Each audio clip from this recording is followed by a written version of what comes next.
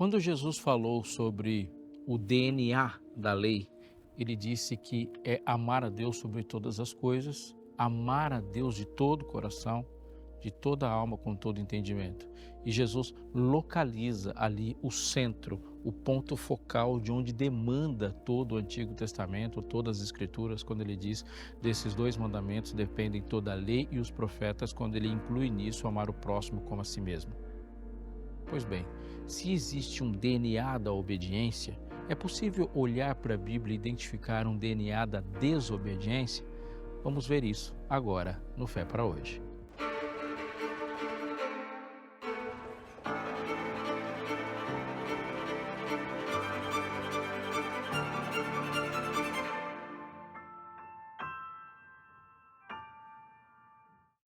A revista Esperança Novo Tempo chega até você com um tema muito importante, a origem de tudo. Nós vamos falar muito sobre isso neste episódio do Fé para Hoje e eu aproveito para te chamar a atenção que essa revista foi feita para você.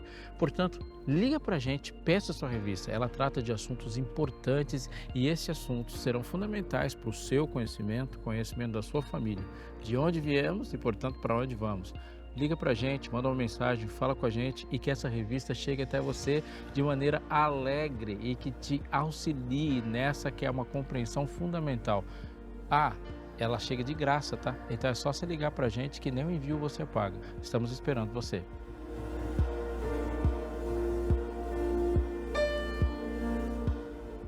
Então a serpente disse à mulher: é certo que vocês não morrerão. Porque Deus sabe que no dia em que dele comerdes, os olhos de vocês se abrirão e como Deus, sereis conhecedores do bem e do mal. Texto de Gênesis, capítulo 3, verso 4 e 5. Nós somos abordados o tempo todo por alguém que deseja nos chamar a atenção para uma necessidade que ainda não percebemos claramente ou por alguém que pretende solucionar algum problema que enfrentamos com o produto que ele está oferecendo. Muitos dos nossos empregos, é claro, dependem disso. Você, com muita probabilidade, está perto de um celular, se é que não está com ele na mão. É provável também que o seu celular tenha uma capinha e uma película na tela. Eu posso imaginar também que você já viveu a experiência de ter algum prejuízo porque o seu celular caiu e por isso que você hoje não abre mão de colocar uma película e uma capinha. Pense sobre isso. Passando por uma banca, uma loja, sei lá. Alguém te ofereceu, conforme eu disse, um serviço que você estava precisando ou, no mínimo, aquele serviço fazia sentido para você. Houve uma consciência de alguma necessidade e essa consciência levou a uma atitude. Agora, volte para essa conversa que eu citei no texto de Gênesis. Primeiro, há uma flagrante contrariedade, uma oposição frontal a Deus. Mas note, não é uma questão de discordância, algo simples como ter um ponto de vista a respeito daquilo que Deus falou. Olha o que Deus falou: da árvore do conhecimento do bem e do mal você não deve comer, porque no dia em que dela comer, você certamente morrerá. Gênesis 2,17. Certamente morrerá versus é certo que não morrereis.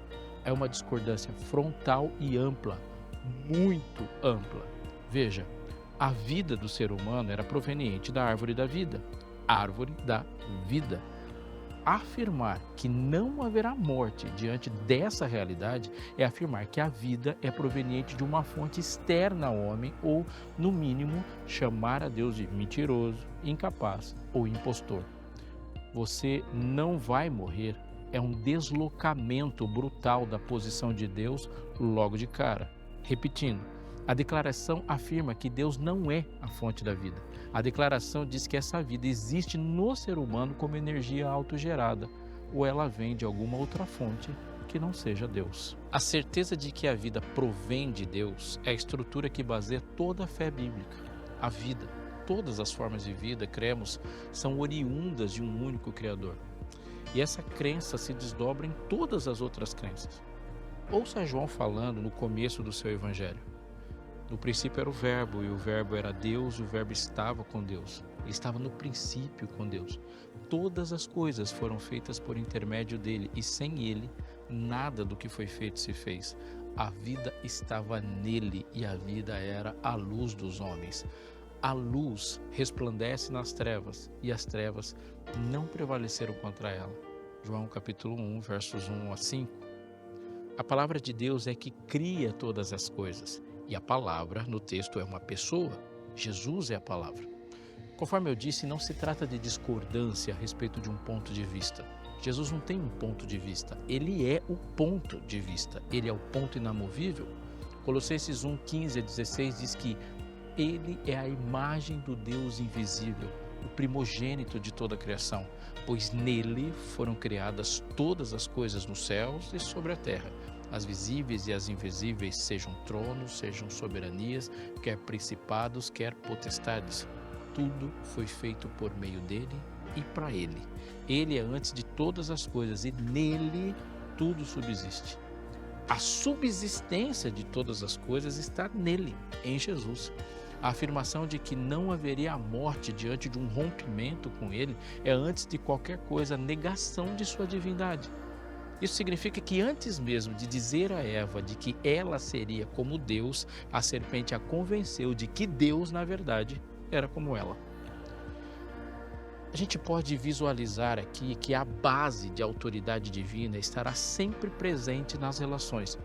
Se o Deus verdadeiro não estiver atuando e legislando, ou algo ou alguém estará imediatamente ocupando esse lugar. Todas as vezes que algum atributo de Deus é diminuído pelas crenças humanas, as próprias crenças humanas atribuirão aquela função para outra coisa, seja uma pessoa, seja uma instituição, uma ideia, uma coisa. Vou repetir. Quando Deus se torna como um de nós, o nosso impulso é pensar que somos como Ele. Um exemplo disso é a postura de Faraó, quando Moisés e Arão foram falar com ele.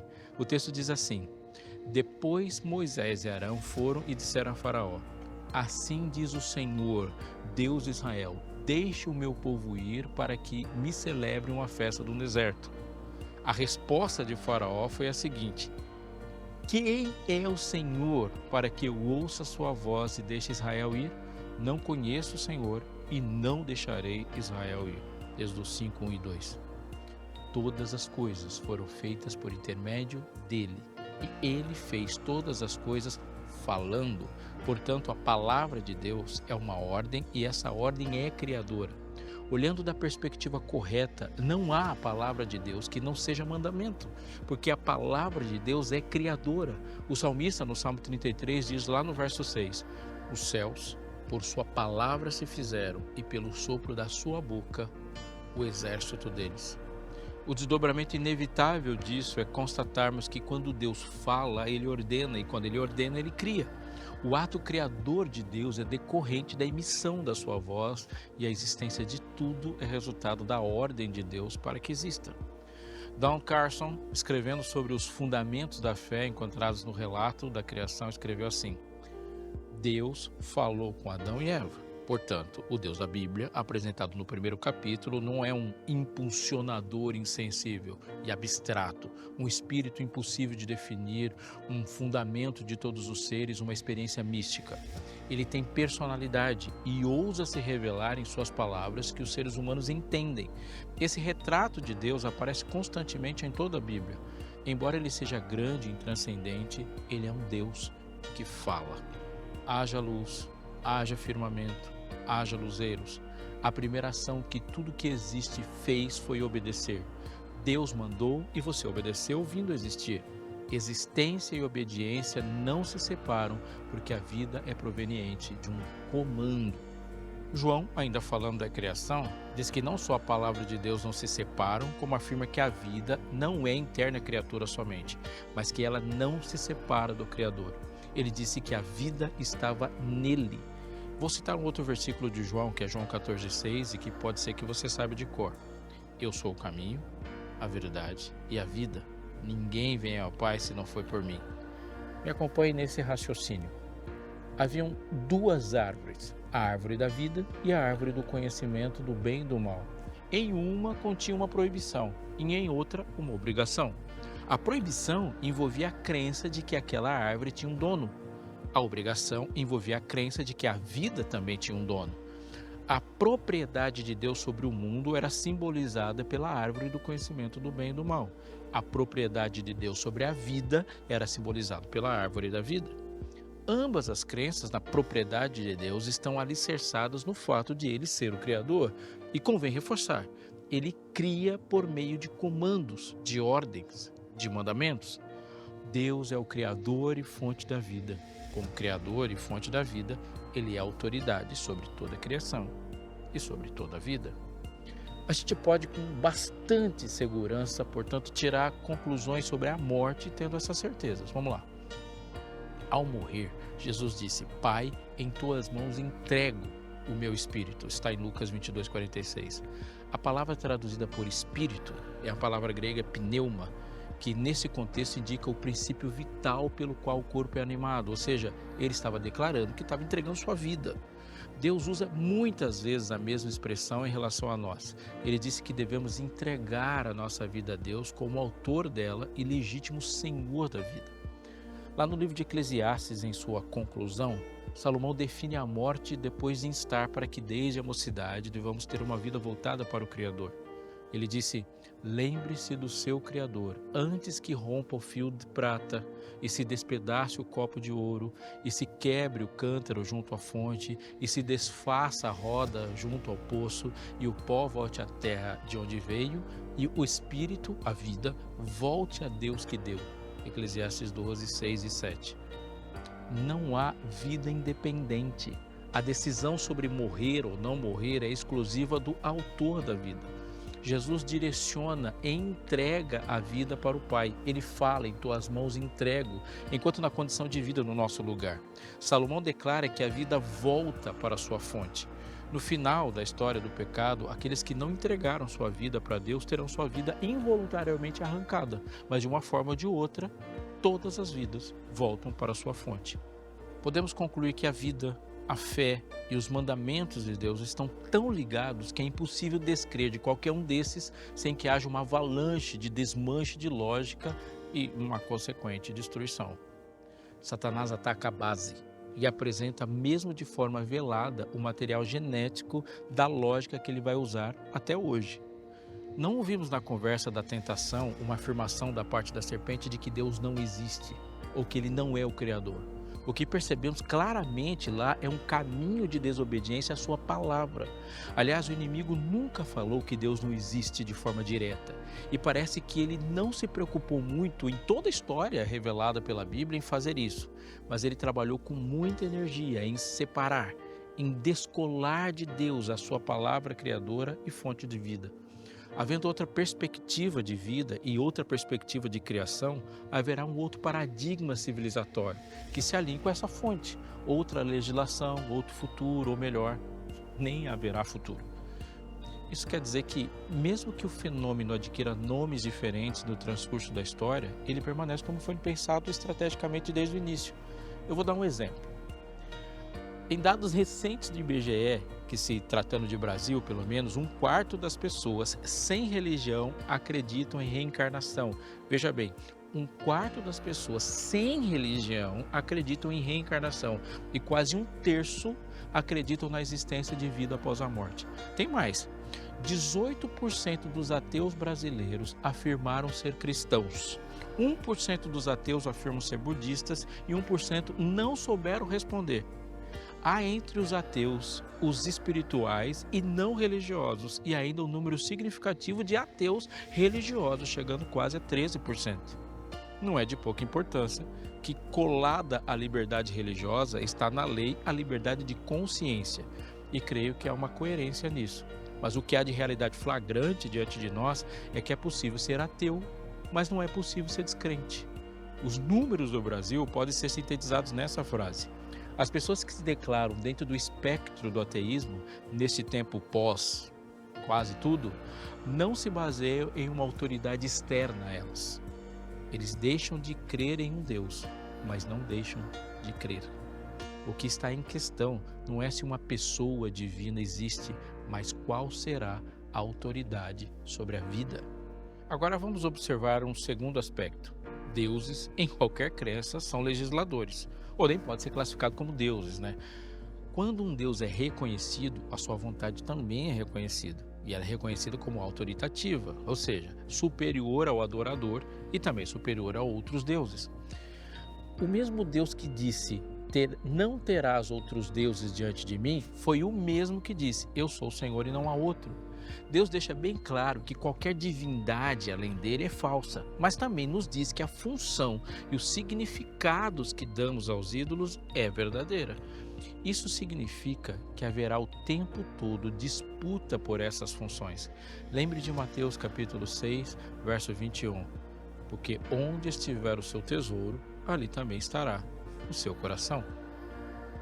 Para que Deus seja o Senhor, legislador e fonte reconhecida da nossa vida, outras coisas precisam ser derrotadas. O contrário também é real. Percebemos no relato da tentação que, para Satanás assumir o controle, ele trabalhou decisivamente o argumento para que Deus fosse desbancado do coração de Adão e Eva. Como Deus, sereis conhecedores do bem e do mal.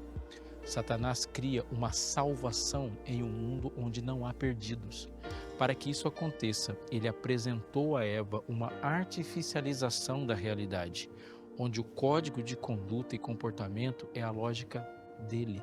Seus olhos se abrirão. Isso é, você precisa ser salva da sua cegueira.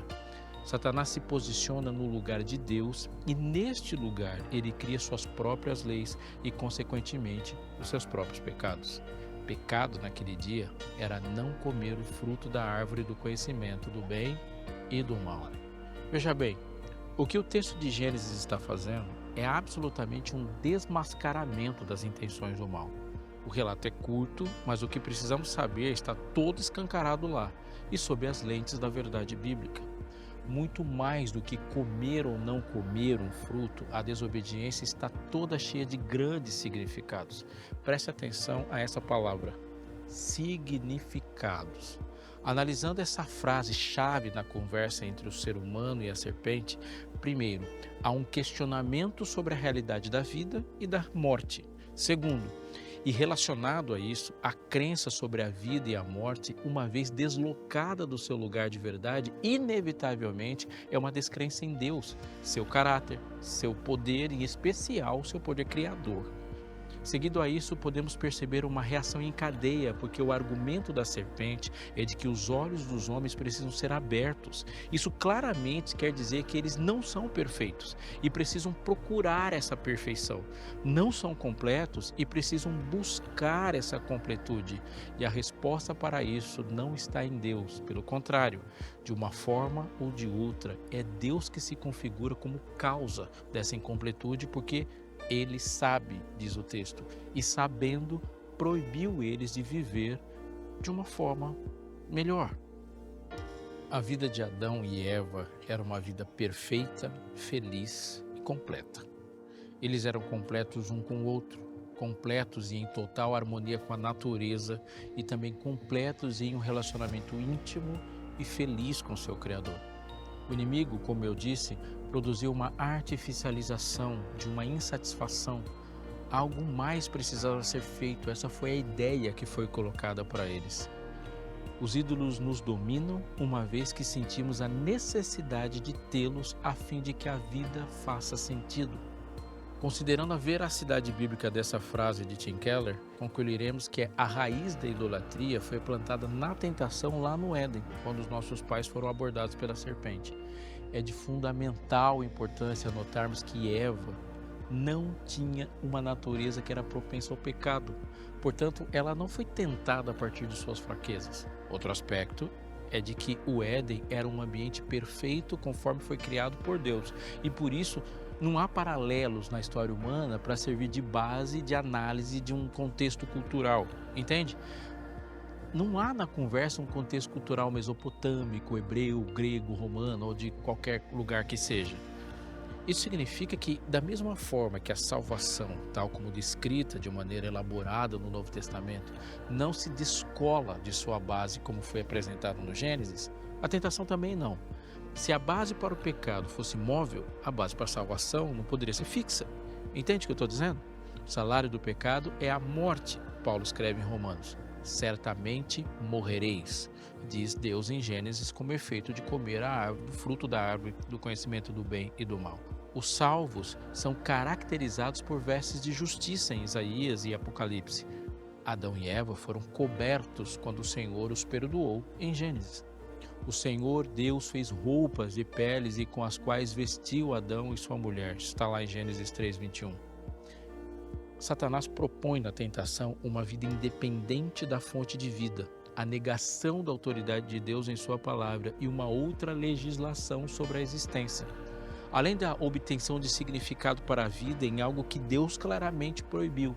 E assim criam os idólatras cananitas, babilônicos, persas, gregos, romanos e os evolucionistas. Quando alguém está no ponto mais alto de sua existência e é convencido a se deslocar, inevitavelmente vai descer. Do pico do monte, qualquer passo levará para baixo. E foi exatamente isso que aconteceu. Eva foi convencida de que precisava ser salva da sua cegueira e precisava também ser salva de não existir como deveria estar existindo. Ela precisava também ser salva da sua ignorância, pois a falta de conhecimento do bem e do mal parecia ser algo mais que precisava ser imediatamente resolvido. Essa é a questão. E a solução proposta por Satanás estava exatamente no pecado. Provérbios 14, verso 27 diz que o temor do Senhor é a fonte da vida para evitar os laços de morte. Pois o que se pode conhecer a respeito de Deus, é o texto de Romanos, continua assim: é manifesto entre eles, pois Deus lhes manifestou. Porque os atributos invisíveis de Deus, isso é, o seu eterno poder como a sua divindade, claramente se reconhecem desde a criação do mundo, sendo percebidos por meio das coisas que Deus fez. Por isso os seres humanos são indesculpáveis, porque tendo conhecimento de Deus, não o glorificaram como Deus, nem lhe deram graças. Pelo contrário, se tornaram nulos em seus próprios raciocínios, e o coração insensato deles se obscureceu. Dizendo que eram sábios, se tornaram tolos e trocaram a glória do Deus incorruptível por imagens semelhantes a ser humano corruptível, e às aves, aos quadrúpedes e aos répteis. Romanos capítulo 1, verso 19 e 20 a 23. O que Paulo está dizendo aqui? Muitas coisas, obviamente, como é típico da densidade teológica de Paulo. Mas vamos nos atentar à estruturação sequencial do dilema da idolatria, conforme ele coloca. Primeiro, o poder e a divindade de Deus estão reveladas aos seres humanos intencionalmente por ele por meio da criação. A criação comunica a inteligência dos homens. Mas o texto não diz apenas que há um desígnio inteligente. Ele fala de que existe uma distinção entre Deus e a ordem criada. A ênfase está no poder e na divindade, ou seja, há uma declaração de santidade aqui, se a entendermos como separação.